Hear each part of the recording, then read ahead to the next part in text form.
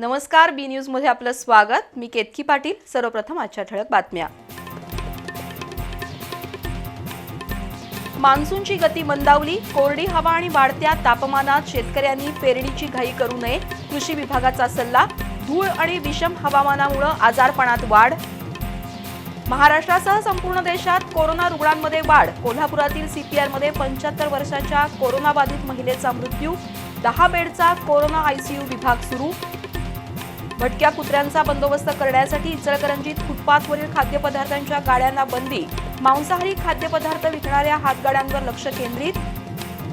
कोल्हापुरातील सकल मराठा समाजाच्या कार्यकर्त्यांनी घेतली राज्य मागासवर्ग आयोगाच्या अध्यक्षांची भेट। ओबीसी यादीचं पुनरावलोकन करण्याची स्पष्ट मागणी।